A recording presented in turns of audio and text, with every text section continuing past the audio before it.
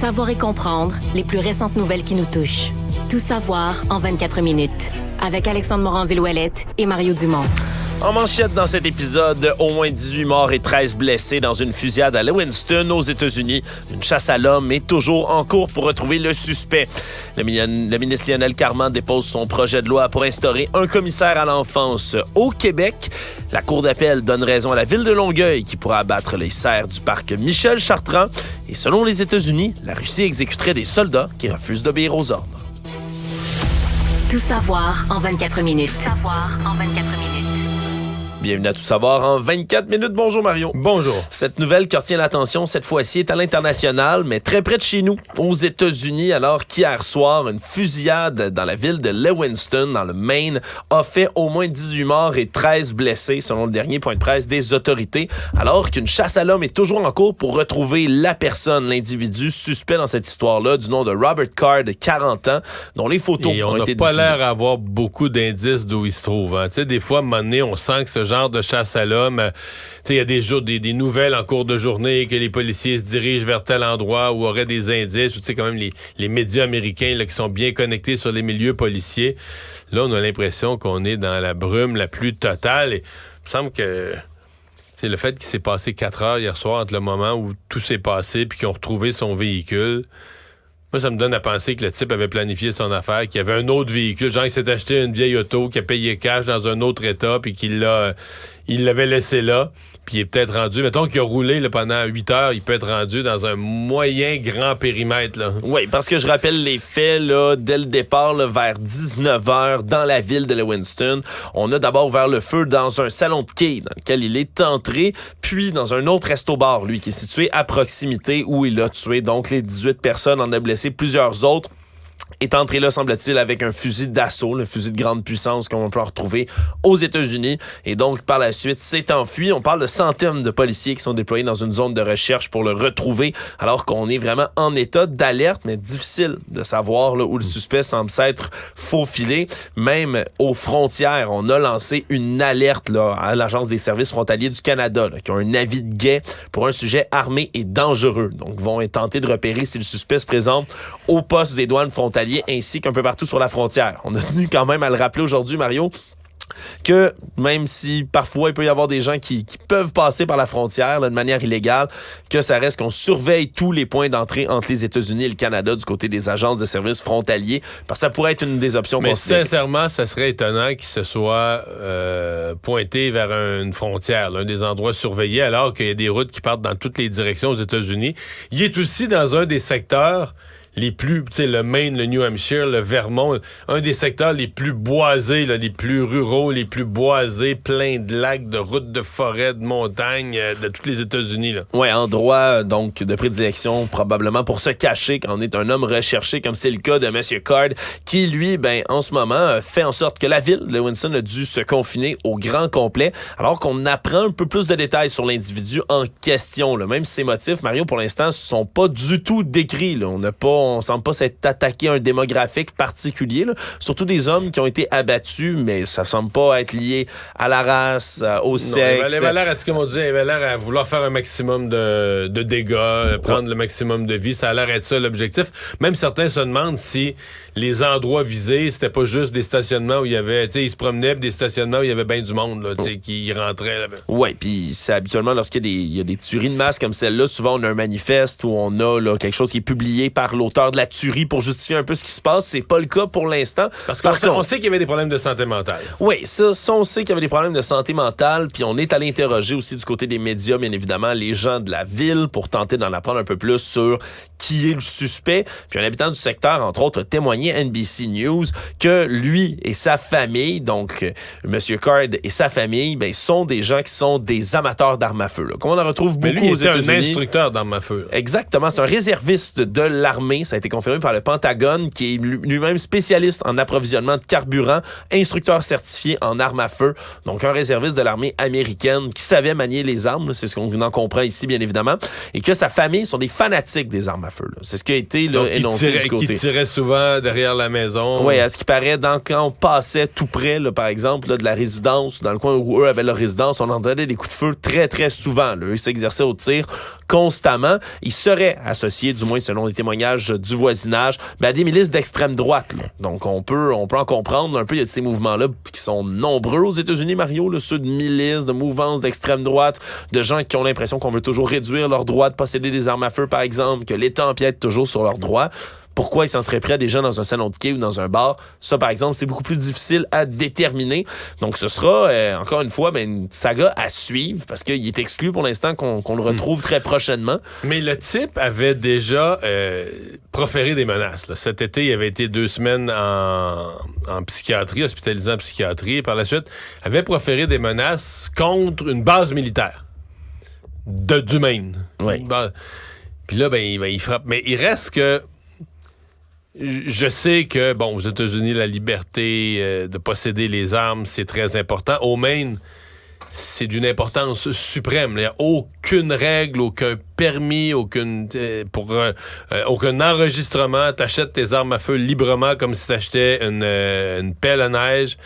Il n'y a aucun encadrement. Et ils n'ont même pas ce que d'autres États appellent le red flag, c'est-à-dire que, par exemple, un hôpital psychiatrique, constatant qu'une personne pourrait représenter une menace pour elle-même et les autres, s'adresser à la cour pour qu'on lui fasse retirer ses armes à feu. Souvent, on va même essayer de le faire avec le consentement de la personne pour dire, regarde, avec les problèmes que tu as, tant qu'on n'aura pas stabilisé ta situation, ta médication, on va te retirer ton arme à feu. Oui. Et il n'y a même pas ce red flag, ce drapeau rouge n'existe même pas au Maine. Et c'est ça, c'est le résultat que tu te retrouves avec un individu qui a des problèmes psychiatriques importants, d'y entendre des voix, a déjà menacé de faire une tuerie de masse. Possède d'innombrables armes à feu. Et possède une arme de guerre, notamment celle qu'il a utilisée. Là. Et un entraînement pour l'utiliser, Mario. Puis des munitions, on peut en acheter à volonté.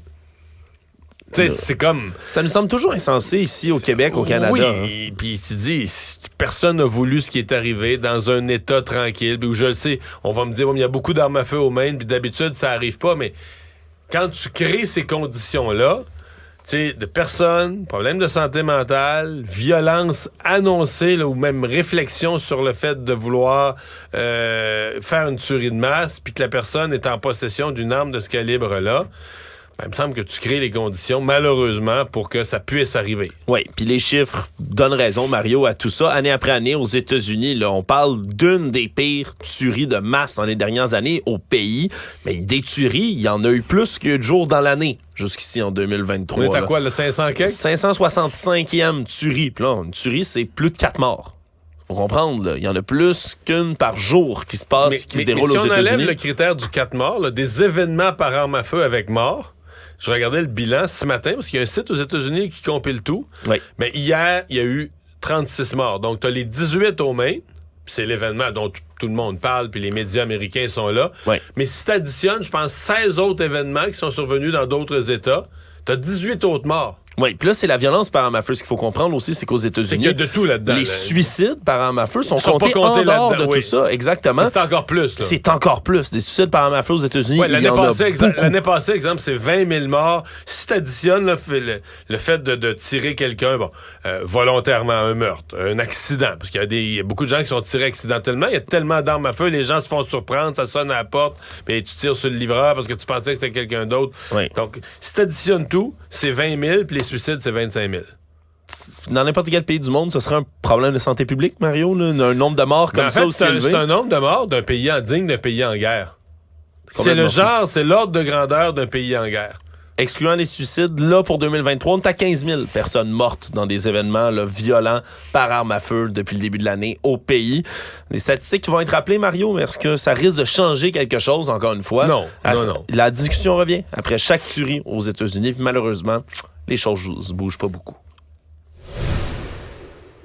Si on revient au Québec maintenant, c'était le dépôt aujourd'hui du côté du ministre des Services sociaux, Lionel Carman, de son projet de loi 37 qui va donner suite à une recommandation forte du rapport qui avait été déposé en mai 2021 par la Commission spéciale sur les droits des enfants et de la protection de la jeunesse, mieux connue sous le nom de la commission de Régine Laurent, qui avait présidé tout ça et qui recommandait, entre autres, l'implantation d'un poste de commissaire au bien-être et aux droits des enfants. Voilà ce qui sera chose faite dans ce projet de loi qui est déposé aujourd'hui sous les yeux de Régine Laurent elle-même, qui était d'ailleurs très émue, qui a versé quelques larmes là, dans les gradins de l'Assemblée nationale. Et là, c'est une personne qui va être nommée par l'Assemblée nationale avec le processus de nomination habituel là, qu'on a fait aux 2/3 de la Chambre et qui va avoir les mêmes pouvoirs que le vérificateur général, que le protecteur du citoyen également, va se consacrer enfants de 0 à 17 ans, mais aussi aux adultes de 18-25 qui, eux, ont déjà été pris en charge par la DPJ par le passé ou encore par le système de justice pénale pour les adolescents. Donc, écouter les enfants, se rendre compte de leurs besoins, puis protéger leurs droits également par rapport à tout ce qu'on fait dans la société. Donc, grande... Mais ça, c'est un officier avec des vrais pouvoirs. Tu sais, quand on dit t'es pas dans la bureaucratie, t'es dans ni plus ni moins que quelqu'un qui peut prendre la pôle dans le dossier d'un enfant puis l'amener devant les tribunaux au besoin. T'es devant quelqu'un qui a des vrais pouvoirs. Devrait être nommé par l'Assemblée nationale, idéalement à l'unanimité. Au moins, je pense que c'est les 2/3. Donc, nomination qui dépasse là. Mais souvent, on va essayer ce genre de nomination-là, je suis convaincu. Exemple, le premier commissaire à l'enfance. Je suis convaincu que François Legault va avoir pour but de le nommer à l'unanimité, de montrer que le Parlement au complet, donner sa pleine force au mandat. D'ailleurs, comme le directeur général des élections, on essaie toujours de le nommer à l'unanimité. Le vérificateur général, on essaie toujours de le nommer à l'unanimité. Donc, je suis convaincu parce qu'il y aura, je nomme ces officiers-là parce que c'est le genre de statut qu'aura ce nouvel officier, mais vraiment dédié aux droits des enfants. Oui, puis tout ça, on se souviendra, ça avait suivi le décès de la fillette de Granby, celle qu'on l'avait appelée comme ça, de 7 ans, le 30 avril 2019, ce qui avait sonné une espèce de réveil collectif qui, semble-t-il, va être nécessaire. Mario, là, dans les pages de nos collègues du Journal de Montréal ce matin, un autre cas de la DPJ était rapporté. Une enfant qui avait été enlevée à sa mère en disant qu'elle n'avait pas le droit légal, mais elle l'avait finalement. On le sait depuis des années que la DPJ là, accumule certains cas comme ceux-là, qu'on décrit des problèmes qui sont décrits depuis des années, même si c'est pas un poste directement à la DPJ, au moins ça va peut-être assurer là, un certain suivi. Actualité. Tout savoir en 24 minutes. Saga judiciaire majeure du Québec, Mario. Que oui. D'une importance absolue qui a été suivie par des gens de partout au Québec. La saga des serres de Michel Chartrand qui, à moins d'un revirement de situation, vont bel et bien être abattus comme la ville de Longueuil l'avait déjà prévu.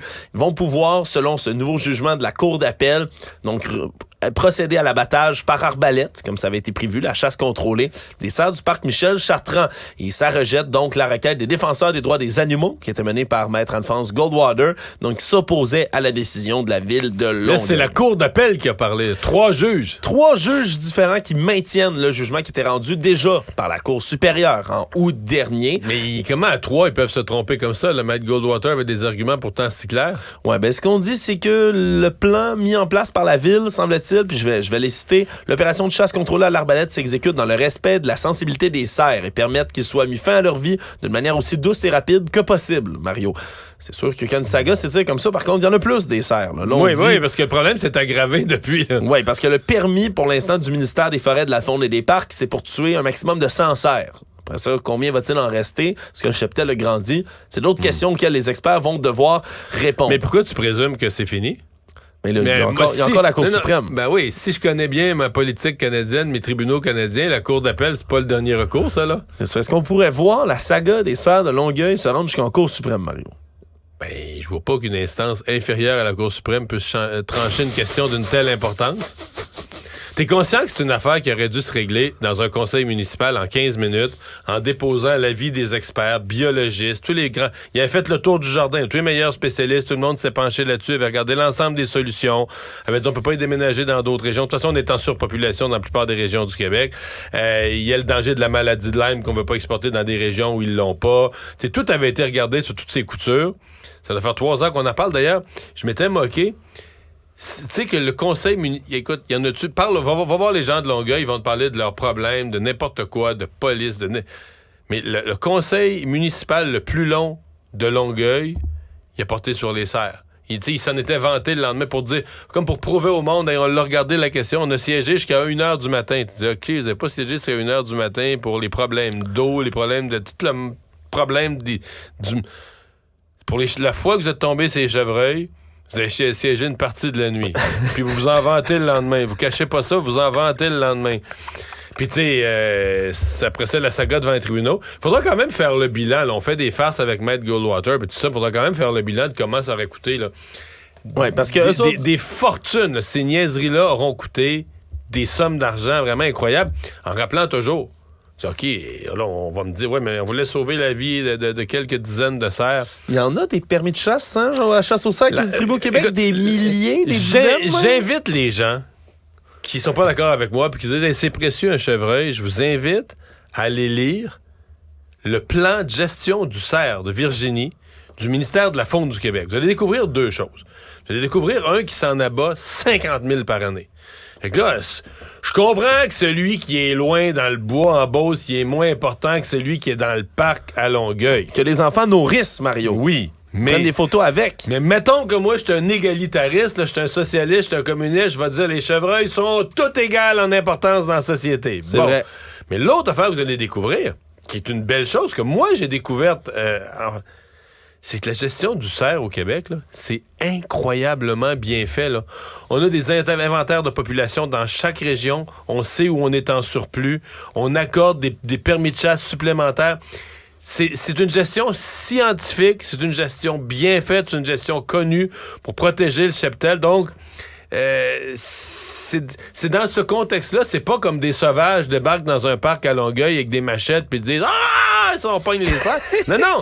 Tu vois, c'est dans une gestion scientifique, pointue, documentée, réfléchie, qui permet de tuer à la chasse 50 000 cerfs, mais en sachant dans quelle région on émet les permis. C'est dans ce contexte-là qu'arrive l'événement de Longueuil. Là. C'est pas des Braveheart avec des machettes qui débarquent, tu comprends, à Longueuil.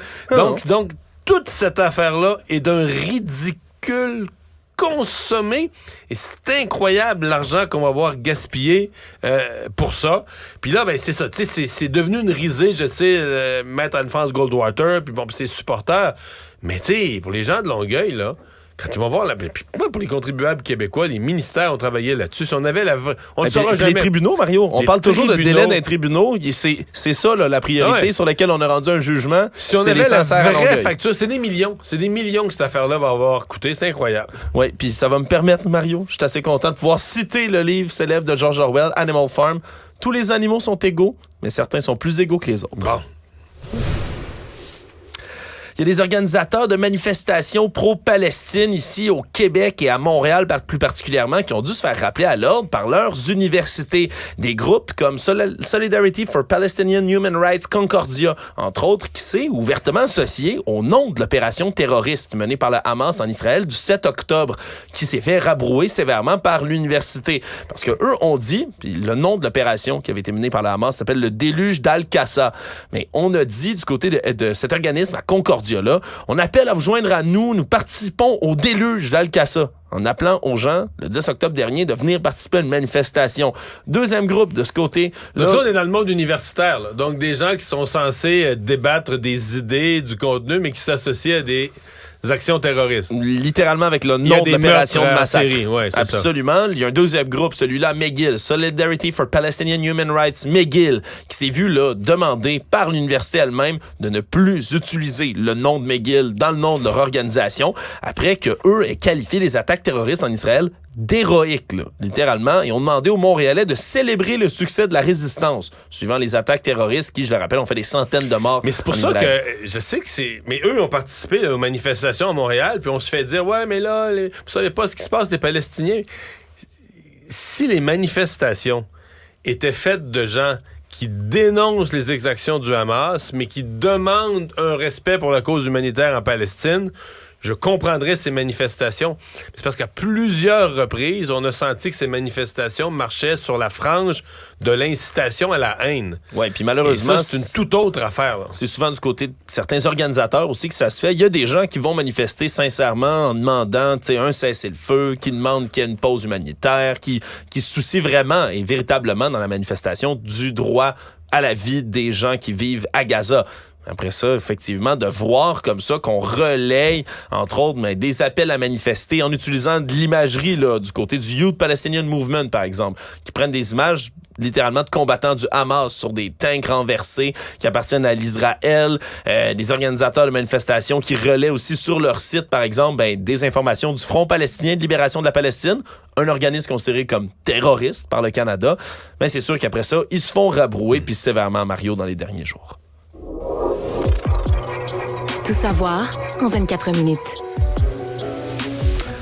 Pour certains, c'est un redout qui fait du bien, Mario. On a des températures c'est un redout qui fait du bien. Aujourd'hui, demain, au-dessus. Hier soir, avant de me coucher, je suis assis un peu sur la terrasse. Ben oui, autour des 20 degrés Celsius quand même. Même en soirée, hier, ça n'a pas descendu en bas de 17-18, quelque chose comme ça. J'ai des mauvaises nouvelles pour toi, Mario. Voyons. Mais selon les météorologues, ça va changer, puis ça va changer vite, alors que dès la prochaine semaine, on pourrait avoir de la neige. Mario, des premières neiges sur le Québec et même sur le sud du Québec. Neige qui, bien évidemment, à ce temps-ci de l'année, ne devrait pas rester, devrait fondre là, dans les heures, voire les jours qui suivent. Mais tout de la suite neige, après. là, tu parles bien de la M blanche, là. Oui, oui, les fientes blanches, oui, Marion, on va le dire comme ça.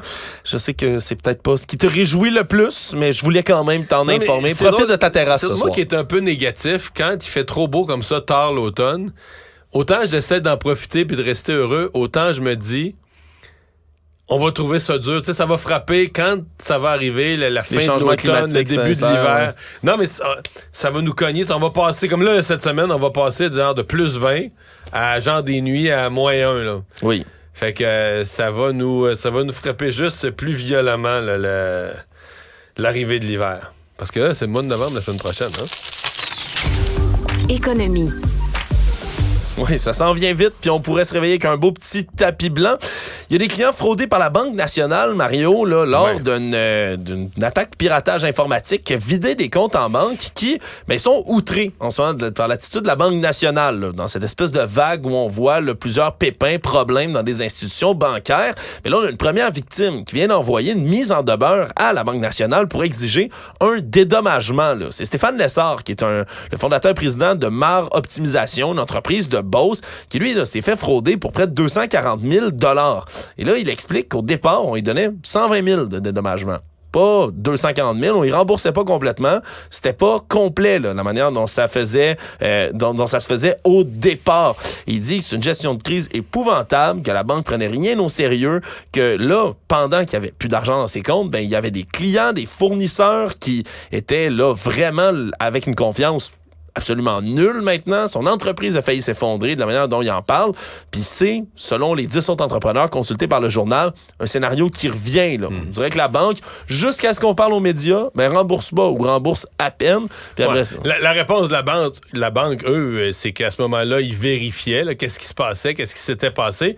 Parce qu'il y a encore, c'est pas encore clair, mais la banque maintient encore que ces gens-là se sont fait frauder. Il n'y a pas de doute. Là. Ils se sont fait pirater, frauder, vider leur compte, mais qu'ils auraient eux-mêmes débarré à la porte de la voûte. Là. Qu'ils auraient soit été hameçonnés, répondu à un courriel, ou donné leur mot de passe, ou en tout cas, qu'ils se sont fait... On connaît les techniques d'hameçonnage. Oui. La fois qu'il y a eu une attaque contre l'ensemble des clients de la Banque nationale, là, les milliers et milliers de clients de la Banque nationale, les centaines de milliers de clients commerciaux, pas individuels, là, commerciaux. Oui. Et que, là, quelques dizaines ont malheureusement mordu à l'hameçon, et donc ce sont eux qui se sont fait vider leur compte. Ce qui justifie pas de pas les aider, mais ce qui fait que la banque dit, nous, on avait besoin de vérifier qu'est-ce qui s'est passé exactement. Mais là, ils veulent, non seulement on leur a remis tout leur argent, mais ils veulent en plus être dédommagés. Oui, pour le stress encouru. Je sais pas. Il faudra regarder leur dossier, mais pour moi, c'est pas... Une fois que la banque leur a remis leur argent, qu'ils se sont fait voler, ce qui est, peut-être certains dédommagements. Mais s'ils poursuivent, je sais pas ce que le tribunal dirait dans un dossier où ils ont eux-mêmes contribué là, par une erreur informatique. Faudra voir. Ce sera à voir. Le Monde.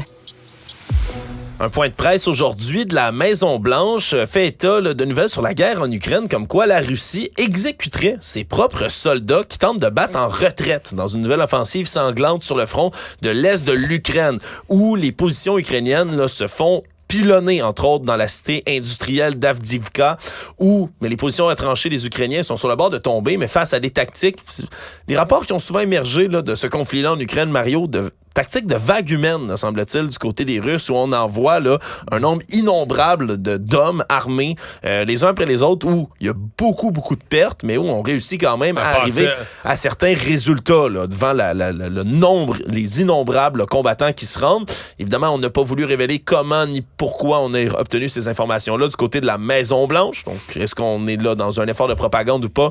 Faut prendre ça avec un petit grain de sel, mais quand même, un autre mais ça se peut, là, c'est la façon de faire d'une armée.